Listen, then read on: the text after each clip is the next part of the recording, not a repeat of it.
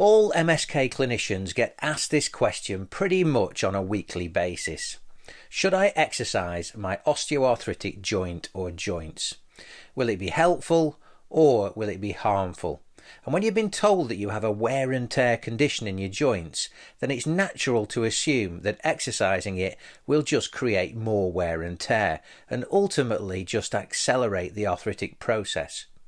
But that's not the whole story. So in this video, I'm going to give a comprehensive answer to this question using the most current knowledge and research. I'm Stephen Bunting. I'm a specialist MSK physiotherapist working in the UK. Welcome to my channel where I discuss the common MSK problems that everyday people experience and the evidence-based treatments that can help.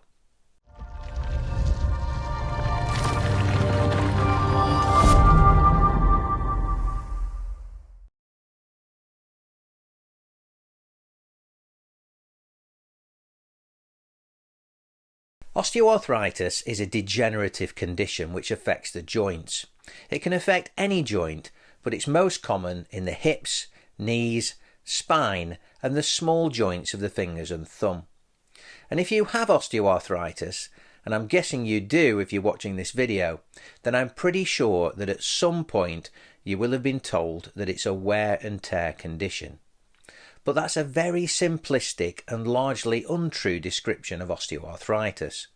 Sure, there will be some cases where someone has really overloaded a joint over many years, such as decades of kneeling on a hard floor or a lifetime of lifting heavy loads in poor postures, that type of thing.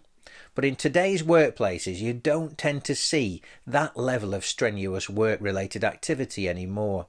We have kneeling pads and lifting equipment and health and safety laws, all of which tend to prevent that sort of damaging occupational physical stress.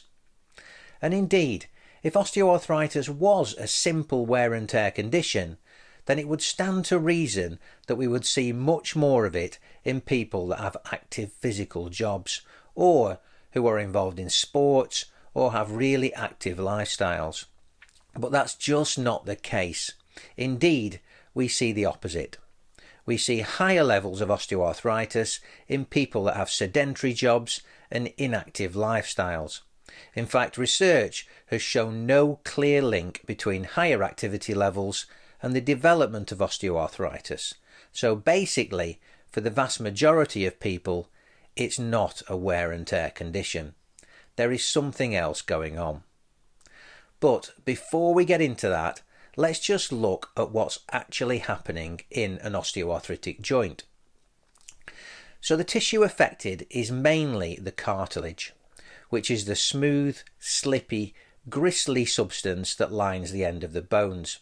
And if you're a meat eater, you will no doubt have come across it when cutting your Sunday roast. It's not very palatable. Now, its job is to protect the joint by acting as a shock absorber and to provide a smooth, friction-free movement of the joint. But in osteoarthritis, the cartilage starts to degenerate, causing the typical symptoms of joint pain and stiffness. So if it's not a wear and tear condition, then what causes it? Well, we don't have a definitive answer for that. But we do see trends and similarities in people that have osteoarthritis. Firstly, the condition is more commonly seen in older age. It also seems to run in families, so a genetic predisposition is thought to be a contributing factor. In fact, research has suggested that the main cause of osteoarthritis in about 50% of people with it is age and genetic factors. And of course, we can't do anything about those things. But that does mean that the other 50% is due to things we can potentially do something about. And those things are collectively referred to as osteoarthritis risk factors. For example, being overweight has been found to be a significant risk factor, particularly in the weight-bearing joints, such as the hips, knees, and the spine.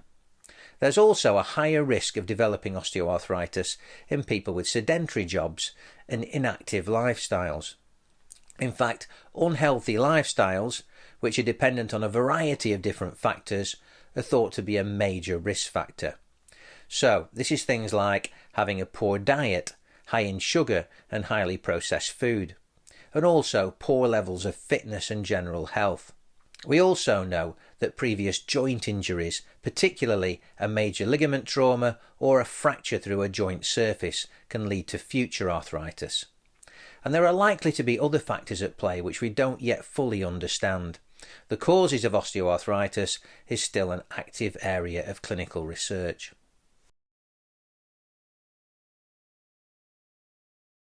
Joint cartilage is an amazing structure.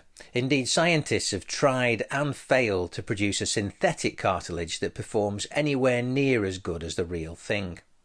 The key feature which makes it so amazing is its ability to continually regenerate itself. In healthy cartilage, old cartilage cells, called chondrocytes, are broken down and then replaced by new cartilage cells in a constant balanced system.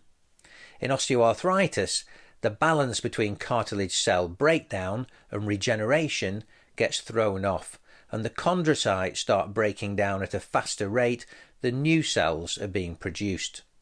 And the overall effect of this is that the cartilage becomes thin, weak, and degenerative over time.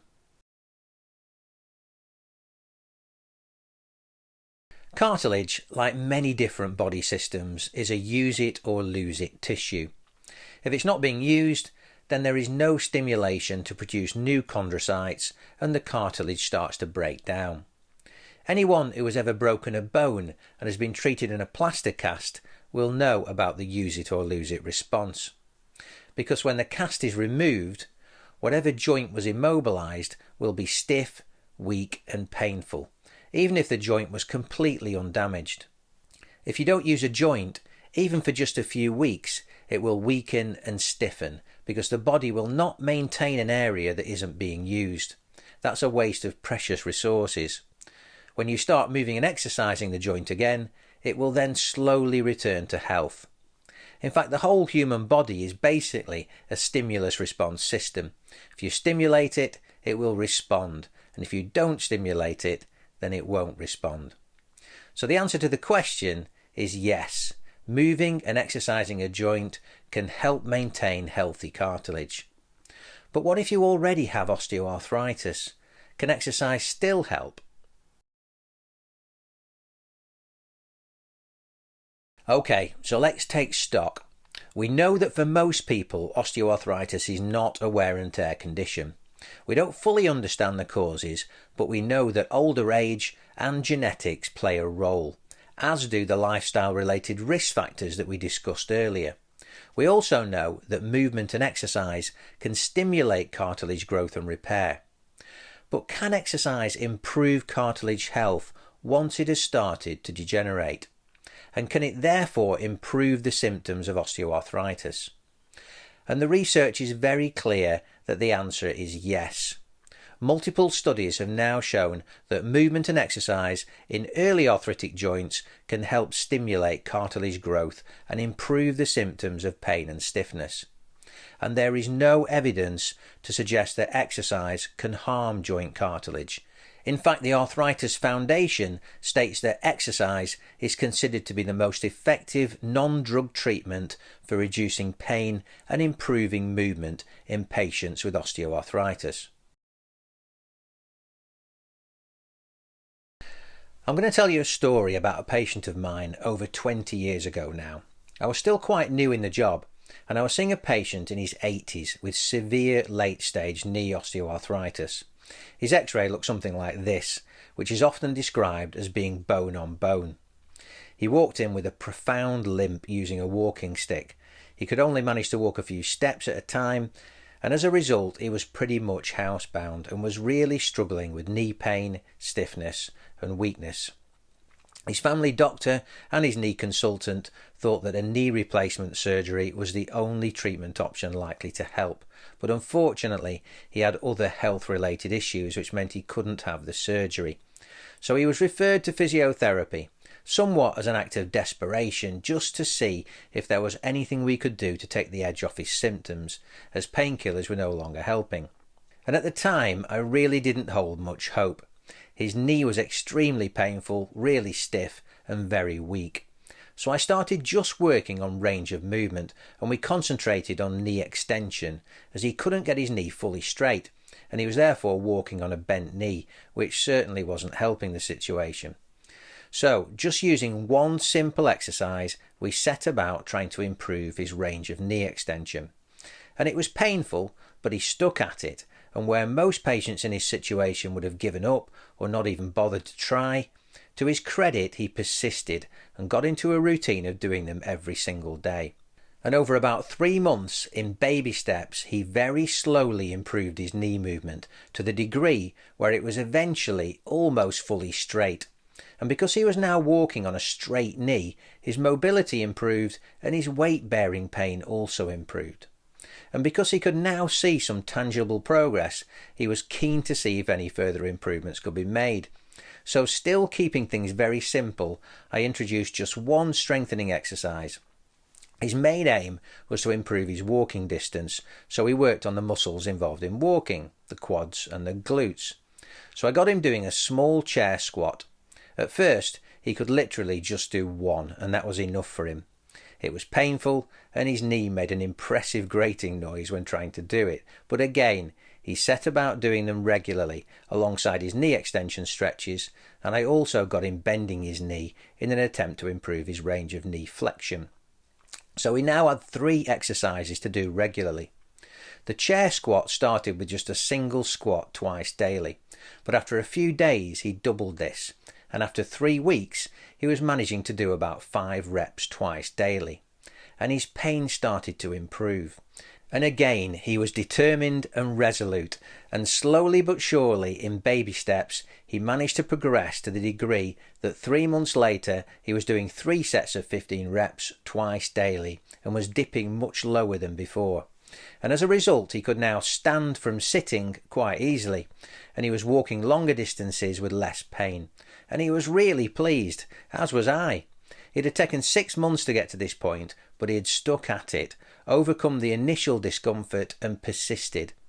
And the day when I discharged him, I remember asking him if he would now have a knee replacement done if he was offered one, and he said no. And interestingly, his knee x-ray looked no different at the end of the 6-month period than it did at the start. So the exercises were having no effect on the degree of arthritis that you could see on imaging. It's just that his movement and strength improved, and this gave him a knee which was much more capable and much more resilient despite still having severe arthritis. He died about 5 years later, but his son told me that even up until his final weeks he was still on his feet and doing his daily exercises, and his quality of life during those last 5 years was so much better than it would have been otherwise. And that was a career-defining moment for me. I realised that no matter how severe an osteoarthritic joint is, even when it's bone on bone, there is always some potential for improvement. Doctors and surgeons had written him off, and being honest, I hadn't held much hope myself, but with persistence and by taking things slowly and progressively, he ended up with a great result. And I learned that even in the worst cases of osteoarthritis, there will be some degree of exercise that can help. It's just a case of finding that out and getting the balance right. And since then, I've seen similar results with many different patients and with all different joints and different severities of arthritis. And many studies have since been done which have shown the same results. Improving range of movement and strength is now known to be the most valuable self-help treatment for osteoarthritis. But despite this knowledge, I still hear medical professionals describing it as a wear and tear condition. And that patient then goes off thinking that the more they move that joint, the sooner it will wear out. And now, hopefully, you can see how damaging this sort of language can be. So rather than wear and tear, we should be talking about use it or lose it, and motion is lotion. These terms are much more helpful. Now, I can't go through a detailed exercise program for every joint and for all levels of arthritis severity in this video, but but I will outline the basic premise that you can then apply to your individual problem joint. So there are 3 key factors to understand here. The first is to start gently and progress slowly. You might be someone with mild arthritis or end-stage severe arthritis, but if you push too far and too fast, then you risk causing a flare-up of pain and swelling. So you must start gently. This chart can help. So while doing any exercise, you should try and keep your pain levels below about 4 out of 10, but not totally pain-free. You won't make progress if you don't stimulate the joint to change and adapt. If the chosen exercise is then too easy and completely pain-free, then make it harder. And if it's too hard and painful, then make it easier or change the exercise. Just try and keep between about 1 and 4 on the pain scale. To start with, it's okay to cautiously just try and do a few minutes per day. But once you've established a baseline level of activity that you know you can cope with, then you can start to progress slowly and carefully. Patience is the key here. Allow yourself a few months to make progress, and if you push a bit too hard and flare things up, then don't worry, just back off and then establish a new baseline level from which to build on again. Now, eventually, after a few months, you're going to reach a level that you're happy with. So once you're happy with the amount you are doing and you can see some positive results, then you should aim to maintain that level of activity for the long term. At this stage, doing them consistently and reliably is key. Okay, so the next key factor is related to the type of exercise you should be doing. Now, research has shown that doing a combination of joint stretches and strengthening exercises will give the best results. I always advise people, especially those of you who haven't exercised your joint before, to start with the stretches first. So, these are the movements which aim to take the joint through its full range of movement, and then give a bit of a stretch at the end in order to try and improve the joint movement. So if it's a knee joint, then the 2 important movements are flexion and extension. For extension, just sit with your legs out in front, put your heel on a cushion so there is fresh air behind the knee, and then just try and gently straighten your knee as far as possible, keeping any pain below 4 out of 10. Hold for about 5 seconds and repeat a few times. It doesn't really matter how many you start with because you're going to adjust the amount you do the next day depending on how your knee behaves. If it reacts badly and is very painful, then you've done too much. So halve the amount you did. But if it feels fine, then slowly progress. You can also push the stretch a bit harder. For knee extension, you could use your hands to push down on your knee. For knee flexion, it's just a case of bending it as far as you can and then applying a slight squeeze at the end. And then just apply the same philosophy if it's a hip joint, an ankle joint, a wrist joint, or even a finger joint. The overall aim should be to slowly increase your joint range of movement.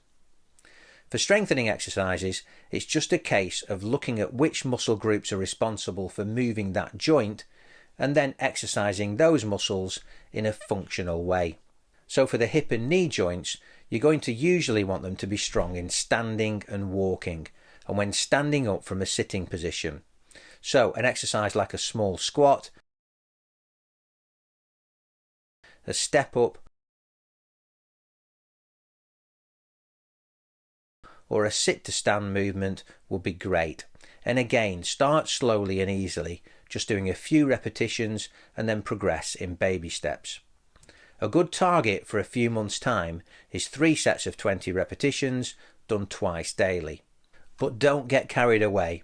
I see videos all the time with titles like 10 great exercises for knee arthritis. But unless you are very fit and capable, there is no need to do 10 exercises for any arthritic joint. About 3 is fine. It's about quality, not quantity. In fact, in the severe knee arthritis example I talked about earlier, I only gave him 1 strengthening exercise, the chair squat. But he did it daily and he did it well. Now, the third key factor is once you've got yourself established on a program of suitable stretches and strengthening exercises, then you need to do them regularly. They won't work if you just play at it and have a few weeks off when it suits you, then start again, then leave them while you're on holiday or over Christmas. You might as well not bother. They won't work, and you might just end up irritating the joint. It's the consistency that matters. A regular, predictable level of activity forces the joint to strengthen, adapt, and ultimately become more resilient. I advise my patients to think of their exercises in the same way that they think of brushing their teeth. Most of them would never dream of not brushing their teeth twice a day, despite having no tooth pain. They do it because it's part of their daily routine. And that's the way to think about exercises for arthritis. It should be something that you stitch into your daily routine and nothing gets in the way of you doing them.